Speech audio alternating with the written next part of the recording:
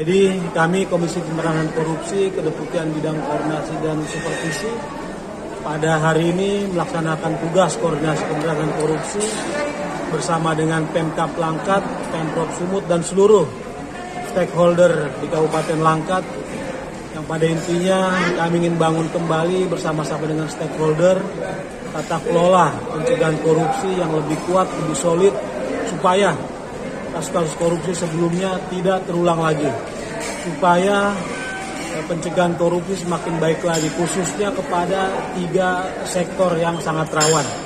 Pertama adalah sektor pengadaan barang dan jasa. Ini memang harus betul-betul dibenahi karena memang uang APBD yang sangat terbatas akan sangat tidak efisien akibat korupsi terkait PBJ ini.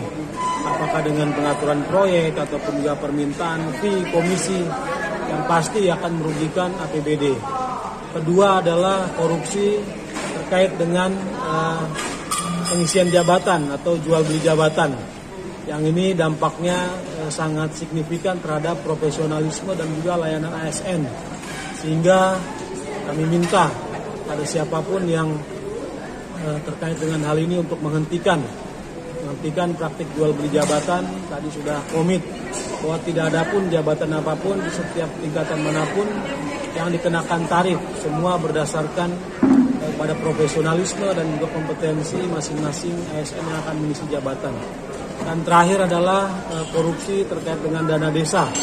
Kami sudah minta kepada seluruh kepala desa dan juga pihak Pemkab untuk tidak menyalahgunakan, ya baik untuk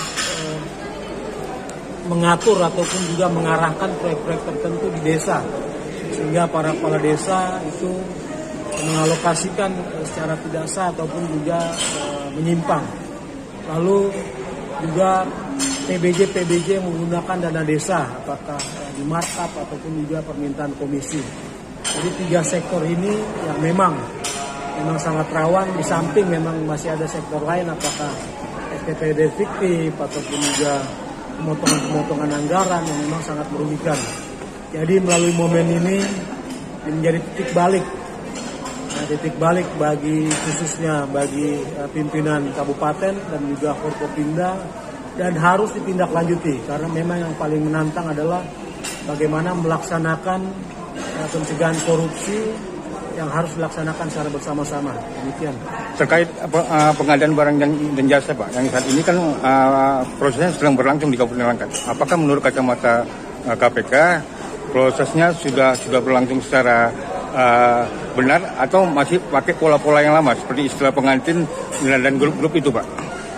Nah, jadi kalau itu adalah modus-modus sebelumnya, sehingga kami sangat berharap ya pengadaan barang dan jasa yang dilaksanakan tadi juga sudah kami tekankan kepada Kepala Bagian UKPBJ, Kepala Kadis PU, kepada Kadis Pendidikan dan kadis-kadis lain yang OPD-nya melaksanakan PBJ itu tidak mengulangi modus-modus lama, tapi dilaksanakan secara sebagaimana seharusnya melalui metode yang betul-betul bersih, tidak dilakukan pengaturan-pengaturan yang seharusnya itu sudah menjadi pelajaran.